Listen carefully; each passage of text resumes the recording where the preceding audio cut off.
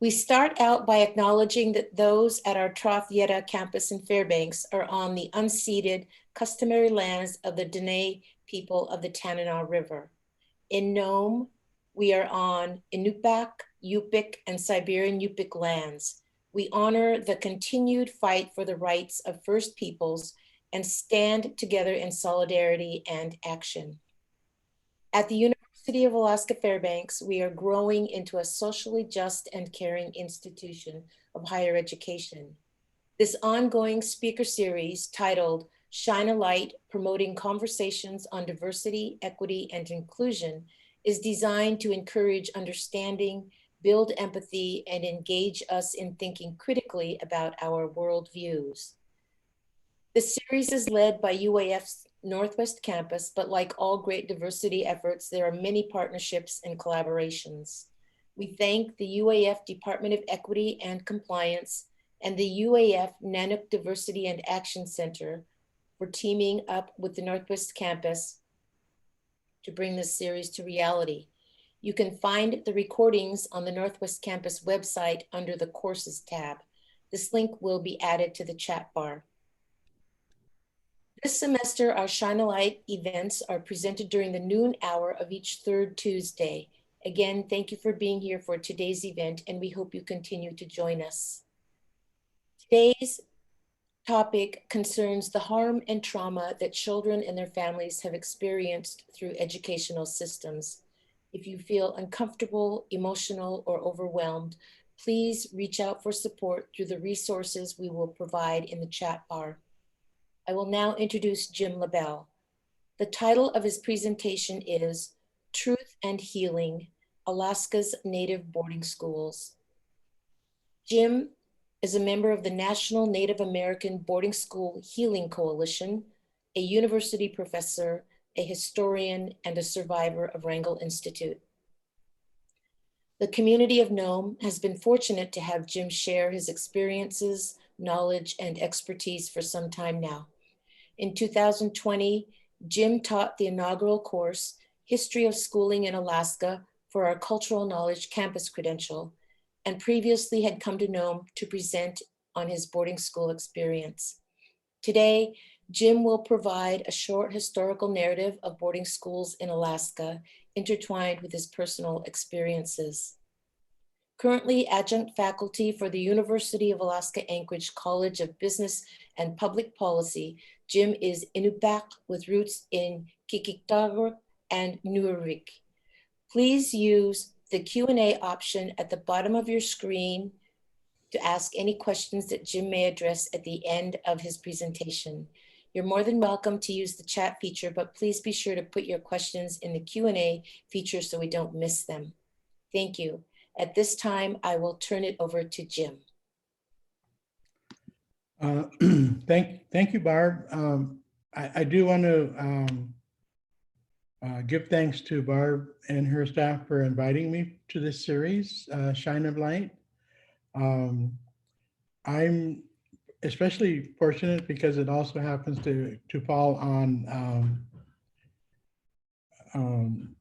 what they call Native Heritage Month. I am speaking to you from Dena'ina land, unceded territory to the Eklutna group, and I'm very grateful for them keeping this a wonderful place. But to formally introduce myself, I would say my name is Akpayuk. Akpayuk is a name given to me in honor of an uncle who had passed away before I was born. Akpayuk means fast runner, but if you look at me, you'll know not anymore. But I do want to say that I wear this name very proudly. I should be using it more often too. On my mom's side, of course, she came from Kotzebue and Norvik, where I spent some part of my very young life there. But after my non-native father passed away when I was 6 years old, my younger brother Kermit and I became of interest to the BIA and quickly encouraged, actually forced our mother to make a decision about what to do with her two little kids. And she had what's called, I would call it a Sophie's choice. And that was to give her two kids up for adoption.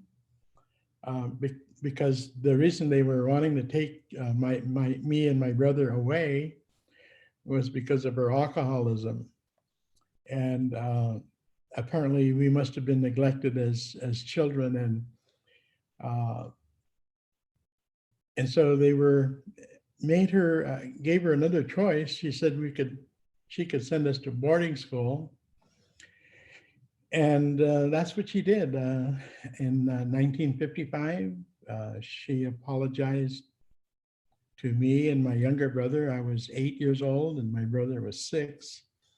We didn't quite understand what the apology was about as she was taking us to the airport in Fairbanks. And it wasn't until many years later I discovered and found out the reason behind all that. But before I get into the mainstay of my presentation, I want you to know that generally boarding school for Alaska Native people began in the late 1890s and early 1900s. Some of our very first boarding school students were sent to the very first national boarding school run by the Bureau of Indian Affairs in 1879, I think it was. But these kids came from Alaska. Many of them themselves were orphans and they were survivors of many of the illnesses and diseases that came our way during that time period. And many administrators felt that it was in their best interest to send us to orphanages and to boarding schools. And when I did my research paper, I had uncovered roughly 35 boarding schools that Alaska Native children were sent to over these years. I won't name them all, but most of the boarding schools were run by different missionary groups. Some as nearby as the Covenants in Unalakleet, Quakers, Lutherans, Moravians, Baptists, Episcopalians, Presbyterians. These were all assigned by a guy named Sheldon Jackson. And he kind of put out a big map of Alaska, and he was sending different missionary groups to different parts of Alaska. With the understanding, and he had written about this, that as indigenous people, we were considered savages, muchly in need of Christianity. And then he said, the best and brightest of them will go to boarding school. And this was something he did back in the late 1880s. So we have a long legacy of boarding schools in Alaska. It was, the federal government ruled this territory. There was no statehood yet at the time. So the federal government had total power and sway over the manner in which they were going to educate children. White children didn't have to go through this experience.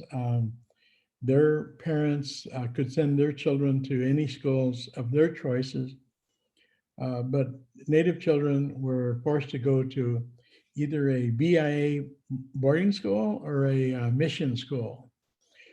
Other schools, I think in your neck of the woods, is like White Mountain, for example, Mary's Igloo, and some other places nearby. Uh, Initially, a lot of these kids were sent because they were simply orphans. But later, many of these orphanages became schools in their own right, uh, where the mantra was basically English only. Um, there's a long tradition by all Christian groups, all societies, to pretty much punish us for speaking our language. And the punishment came in all forms, as um, as simple as sticking us in a dark room, uh, putting us on the high stool, wearing a dunce cap, uh, eating lye soap, being spanked and whipped. In my case, we were spanked and whipped at Wrangell Institute, where I attended from 1955 to 1961. And I should let you know that I met many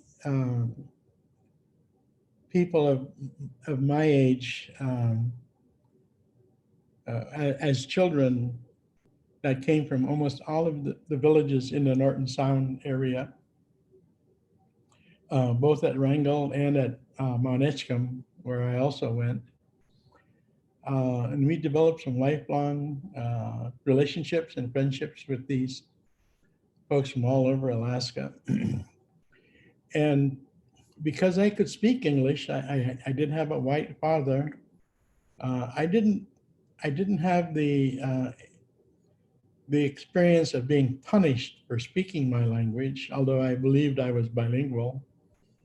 I was in this unfortunate place in Wrangell where I could observe and be a witness to other children being severely punished for speaking their language. And this was you might call this a total institution. There was no time or place where children could really be free from someone listening or watching for their behavior, for trying to practice their traditions or speaking their language. And it's really kind of unnerving because there was never any explanation given for why we were being punished. It was just that when they found us speaking our language, we just got punished. And I can still see the bewilderment on a lot of children who were as young as 5 years old, coming from some of your villages, just perplexed and hurt and confused as to why they were being hit and whipped and punished that way and shamed for speaking their language, whether it be Siberian Yupik, Yupik or Inupiaq. It didn't matter. Everyone that was caught received various kinds of treatment, both in the girls' dorm and in the boys' dorm and in the classroom, in the mess hall, in the clinic, even on campus, walking around. There was no place that was safe. A lot of the identity of Native children, like myself, were given numbers which identified us for the clothing that they had our numbers on indelible ink on every piece of our clothing. And sometimes a lot of children had difficult names to pronounce. And so it made it easier for matrons, especially in the boys' dorm anyway, to call out people by their number.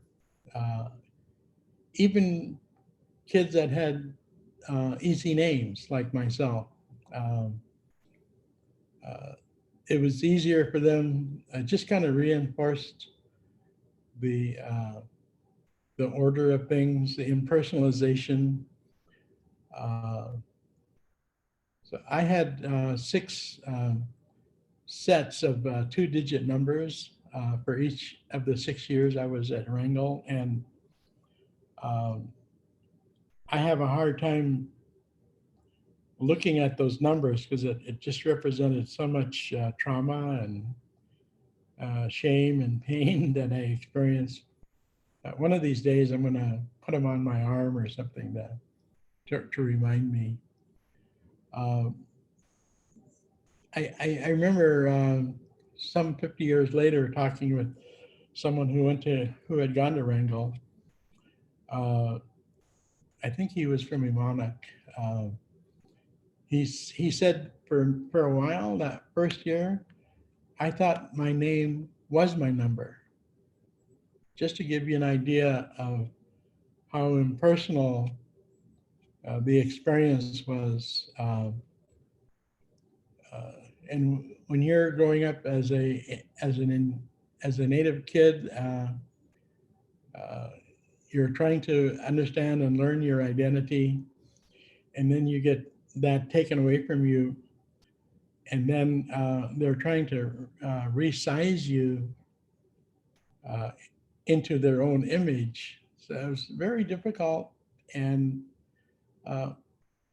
it also created estrangement between children and parents.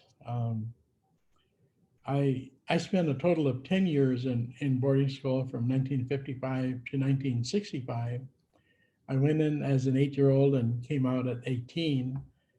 I tell you, I learned everything about everything else in the world, American history, world history, math, science, English, but I didn't know anything about who I was. And there's a lot of people like me that went through the same experience. So that after, and some stayed as long as 12 years, I really didn't know who I was as a person, as an Inupiaq person. I didn't have family role models. I didn't have a father figure or a mother figure. And over 10 years, it's the system that put us into these boarding schools just created an estrangement. So when I graduated from Mount Edgecombe in '65, I didn't even go home that year.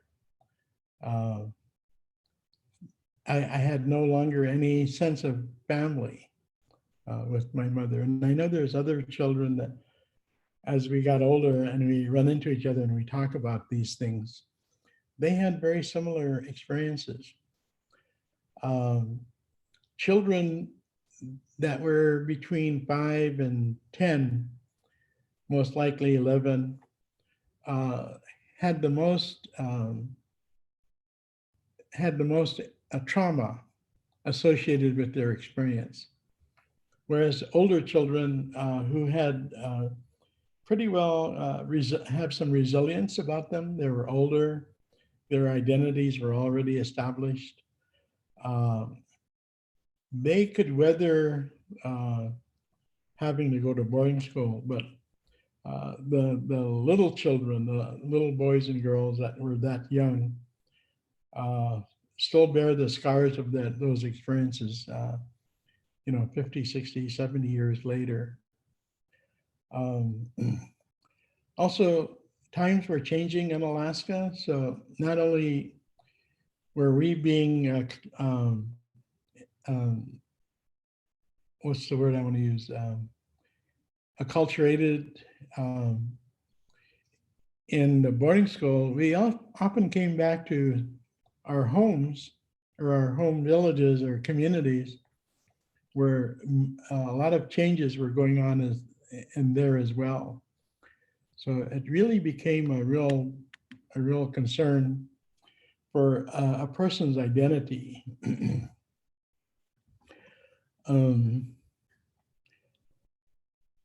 I wanted to paint that picture because I think there was no favoritism. Everyone got the same treatment. Um, I remember the worst experiences I had uh, was with a matron, an adult male matron who enjoyed inflicting pain on children. I guess today you'd call him a sadist. Um, he enjoyed being arbitrary with his rules and whipping and spanking children at will, and oftentimes without our clothes on. And it's interesting that that seems to be a thing that Wrangell was noted for, at least for the boys anyway, was even upon the first arrival to Wrangell, we were forced to shed all of our clothing until we were standing in line um, just naked. We didn't know, we were standing in line of other naked children who didn't know us and we didn't know them. We were all terrified and terrorized and traumatized by this experience, because some matrons would literally rip off the shirts of little children who didn't understand English commands to take off your shirt, take off your pants, take off your shorts, take off your socks. And in frustration and anger, a matron would run over and just literally rip a little guy's entire clothing off. And that sent a message to the rest of us that we better undress ourselves or experience what this other kid was experiencing. And we were forced into a line. We had to face the barber. And a lot of us had, as Indigenous kids, from the 40s and 50s, had pretty long hair. I remember I was at one time in the back of the line as we were facing this barber who had an industrial shears, I guess, shearing off all the hair of the kids as they came along. And as I got closer to him, I could see the hair on the bottom of his stool where he was working at starting to pile up. Yeah, so if you can imagine 200 kids, they didn't all came at once, of course, but you can imagine the 200 boys that were there all having their haircuts down to it was just like we were bald. We were forced into an open shower and forced to wash ourselves. And again, children as young as 5 generally didn't bathe themselves. And now they were put in a situation where they had to get under the strange thing sticking out of the wall and given some lye soap and a cloth and say, take care, wash yourself.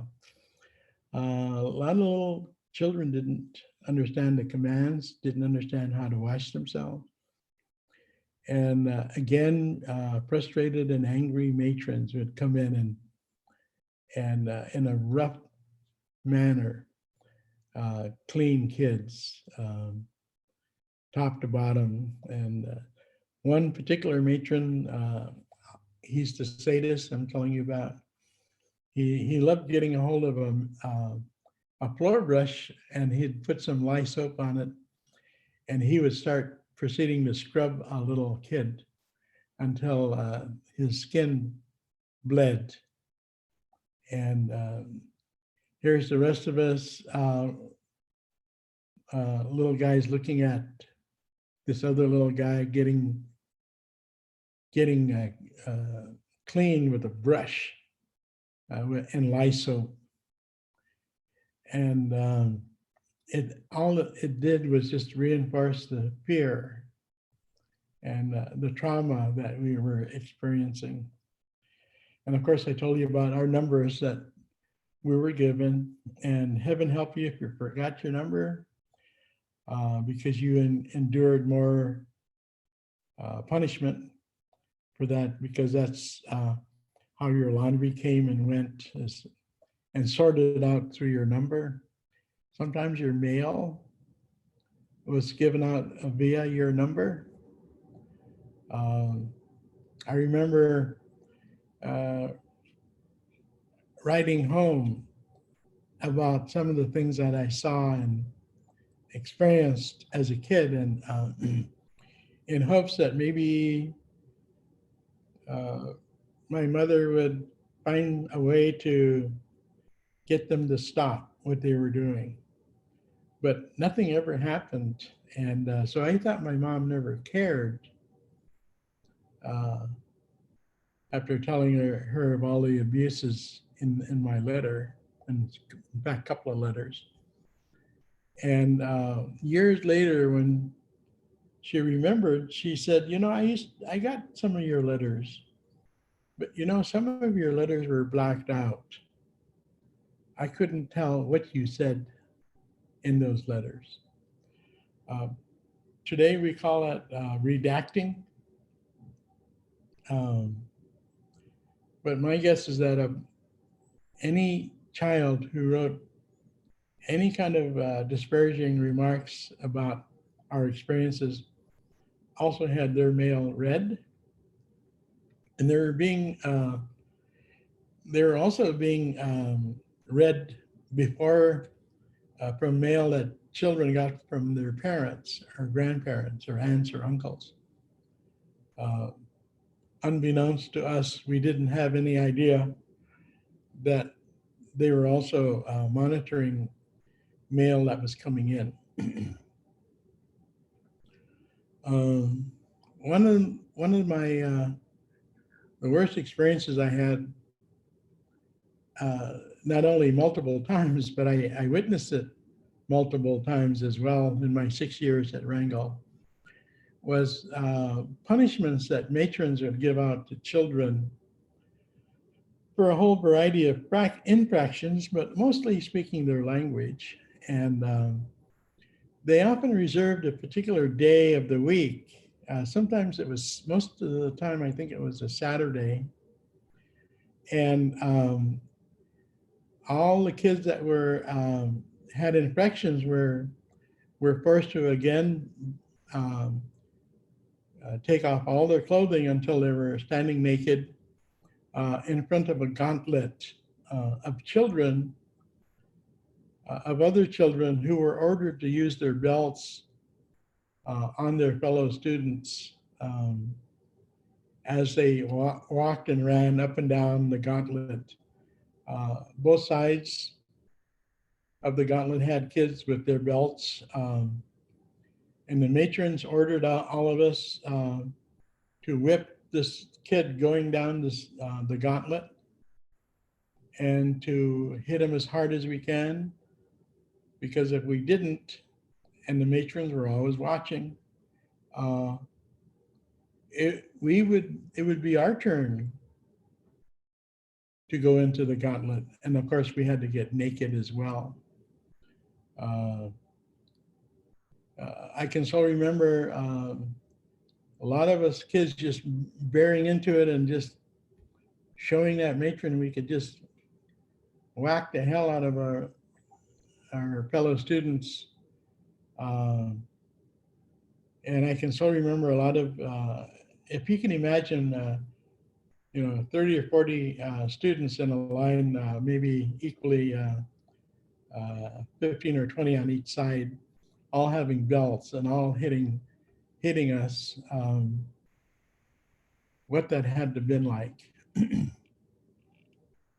I can still remember some of the children again bleeding from being whipped with belt buckles. And this was organized by that same sadist, if I can tell you that. One Another time, a friend of mine and we're wrestling in the boys' dorm as kids do. I might have been 10 or 11, and my buddy was about the same age, and we apparently did something wrong because he ordered us into the shower, and we were again told to disrobe and get naked in the shower. And he used his body to block the door. And just outside of the doorway was a fire hose, which he turned on us. Well, with full force and effect. If you can imagine anybody experiencing getting hit with a high pressure hose of water, cold water at that, it kind of blew us around in the room. The force was so powerful, we could barely breathe. The cold water was so cold. And we started trying to outrun the shower spray, but he could easily find us. And it really impacted my friend, I think, even more than it did me, because the cold, icy water got into his eardrums. And it turned out he had both ear infections in both of his ears. And the medication was just starting to work, but the force of that cold water was making he was just screaming. I can still remember that. And just in an instant, it was over. He left, and we were left to our own devices to figure out what was that all about. I'll do a couple more things about violence at Wrangell. And when I was about 12, a friend of mine about the same age from the interior got hit by the same sadist so hard in the side of his face that he splayed his whole jaw open, his whole cheek open underneath his ear, and the whole side of his face fell open. He was bleeding profusely. He was unconscious, and his face was just distorted because it just fell open. And he laid on the ground just unconscious. And they sent him to the town of Wrangell, which was about 5 miles away, to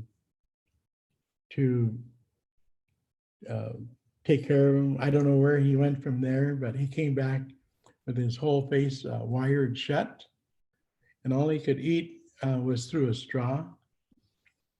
And he was a daily reminder for about the 6 or 8 weeks that he was healing what the sadist could do to any one of us, because he was never punished. He was never arrested. He was never fired. And he was allowed to continue inflicting pain and punishment on a lot of children over that time. But I'll save the other despicable things. There was emotional abuse, psychological abuse, physical abuse, as I described, and sexual abuse. And sexual abuse occurred in the boys' dorm and in the girls' dorm. Girls, some girls went home mid-year,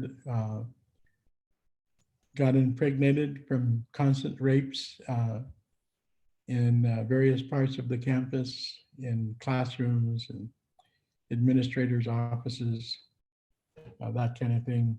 Boys were sodomized in their bunks and in the boys' dorm bathroom.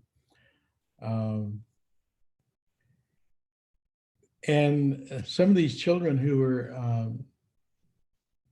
sexually abused as 5, 6, 7, 8-year-olds themselves became abusers when they were 12, 13, and 14 years old on these little children that were coming in on every year.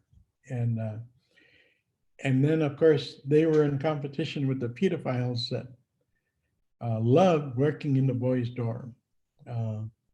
We're mindful pedophiles were not just men, but there were also women. I saw both kinds abusing boys in the boys' dorm. We had to learn how to navigate around these kind of people.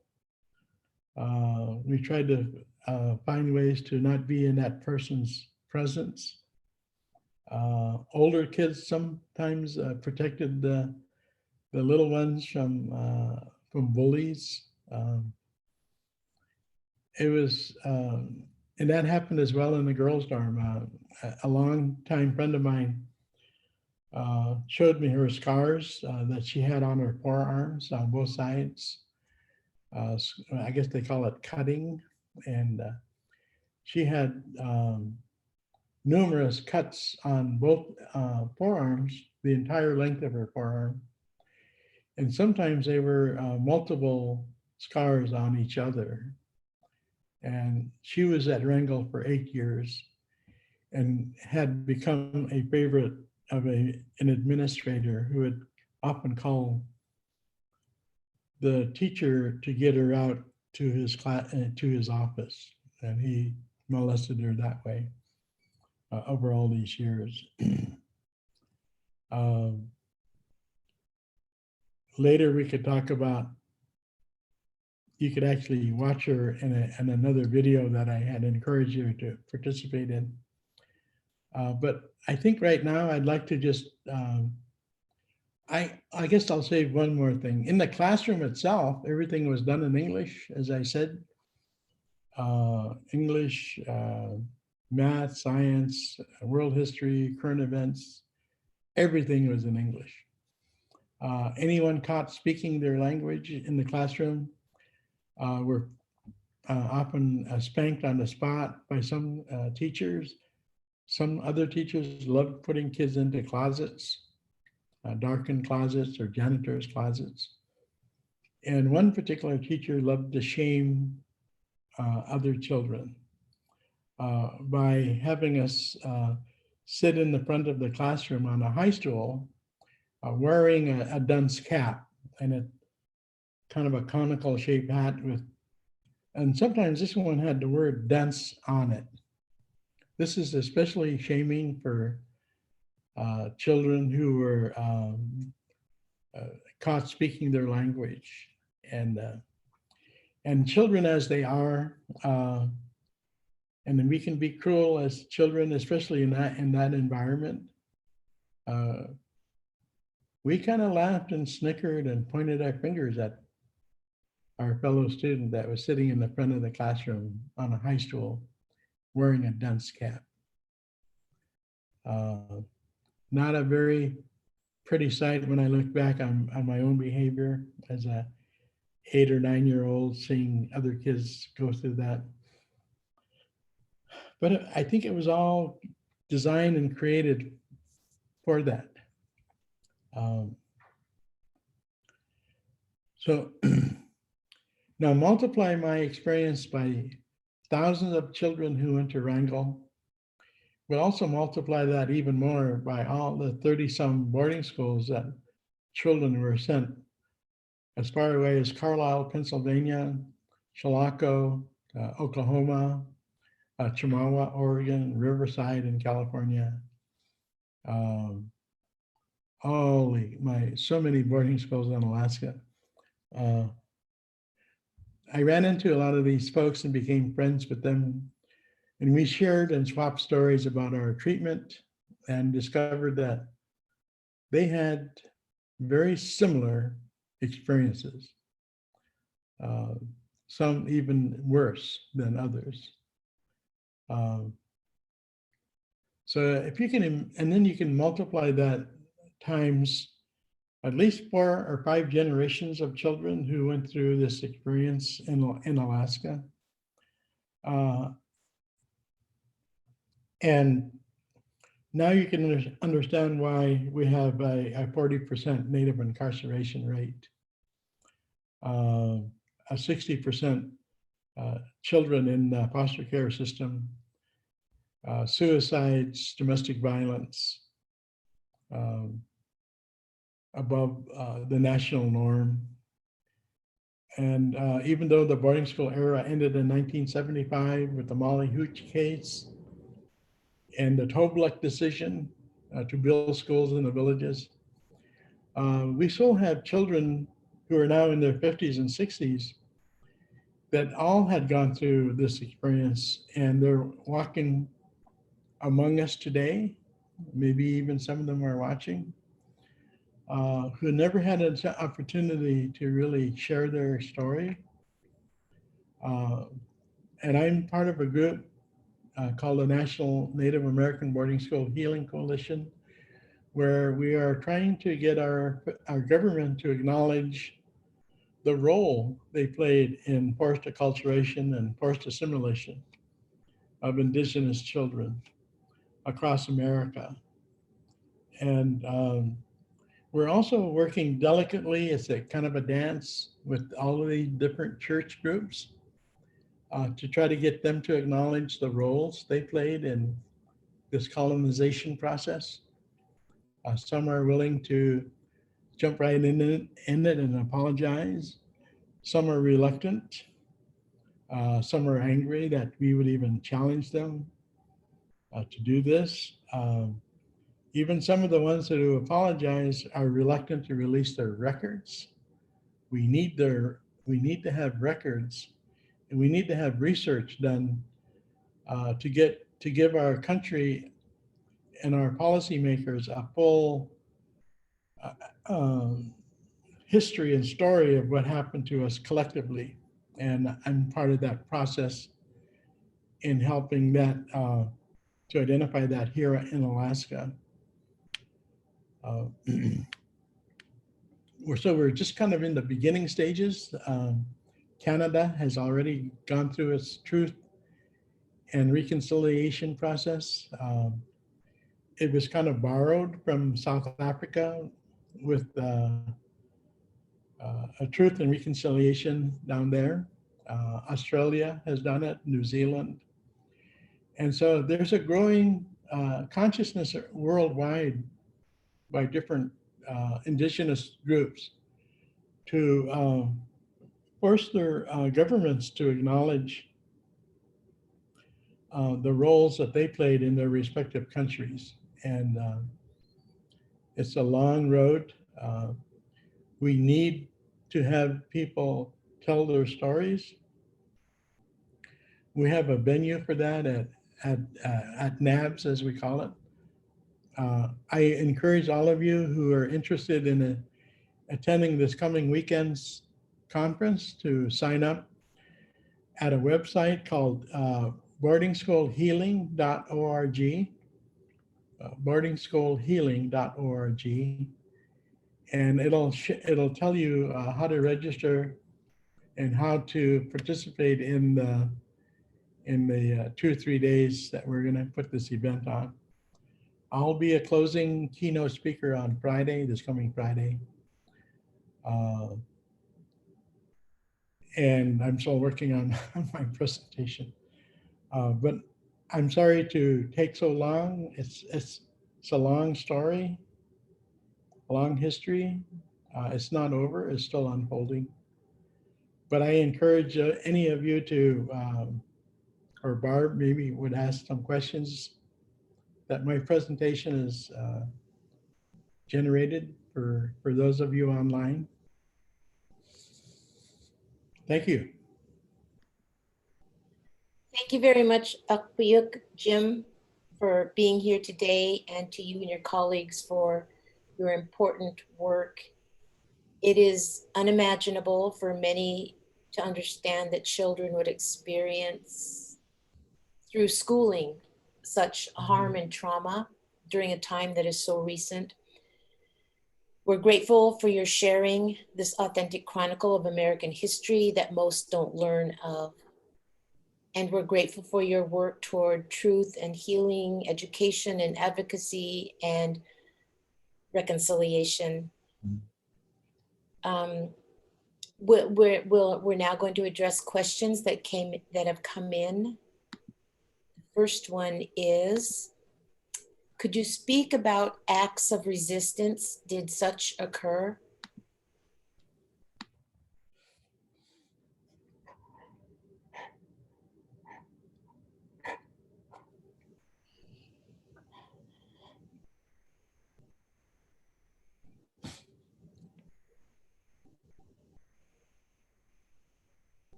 There were many, actually.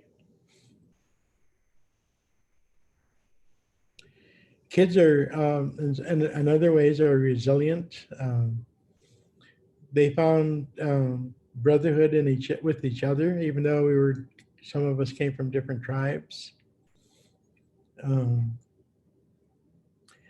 Some kids served as a lookout, keeping their eyes out for any matron, teacher, as other groups of children were huddled around together speaking their language in defiance of the rules. I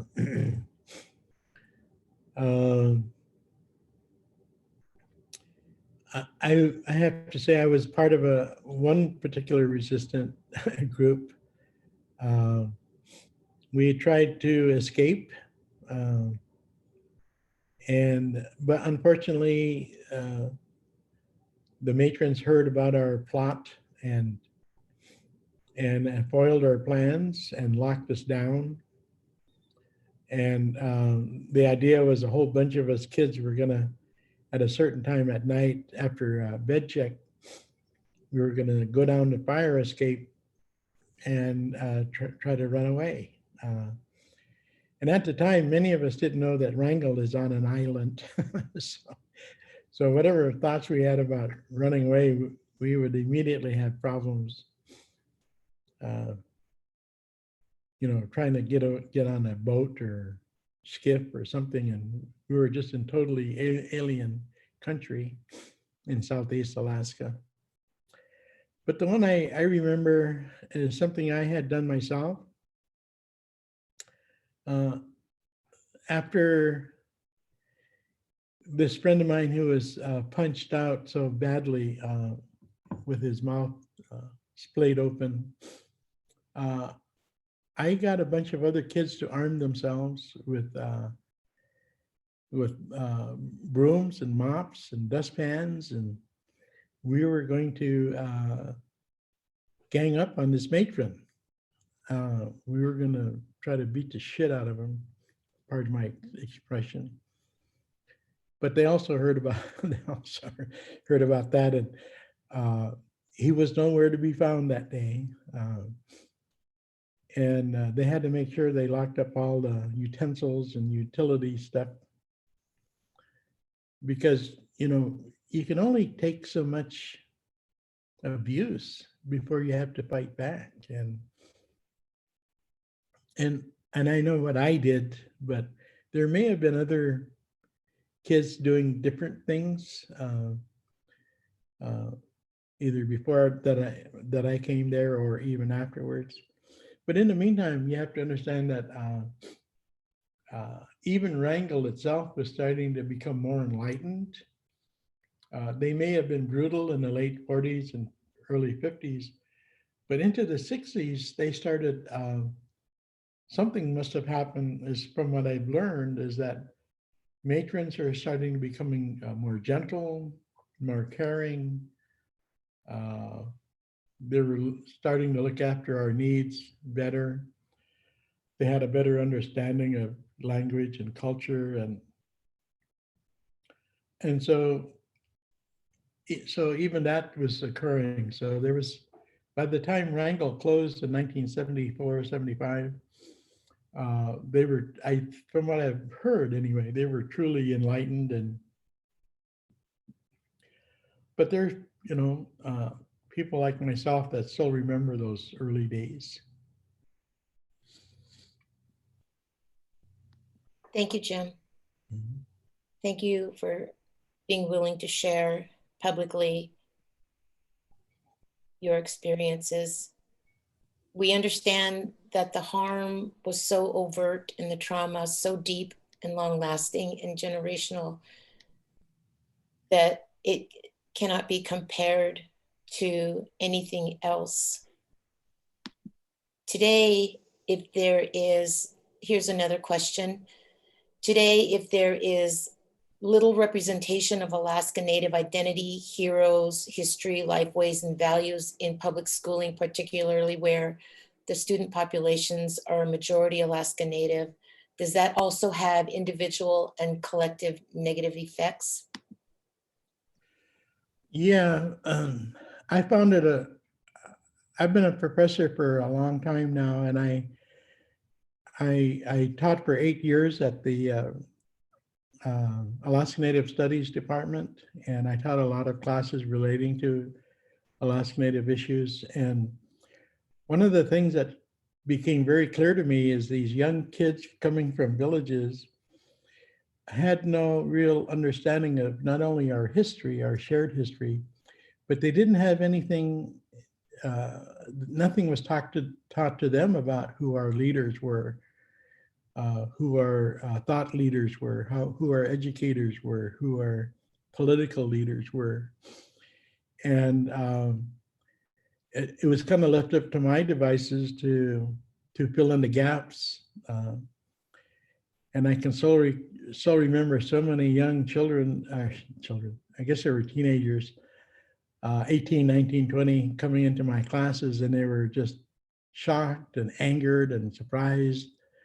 All these things happened to them or to their relatives or loved ones, and yet they never heard about it in their own texts. And so it was quite an education for them. Thank you, Jim. We have another question that was posted. It is, I cannot imagine the amount of healing that has to occur to be able to speak about this atrocity in your life and allow your spirit to become whole again.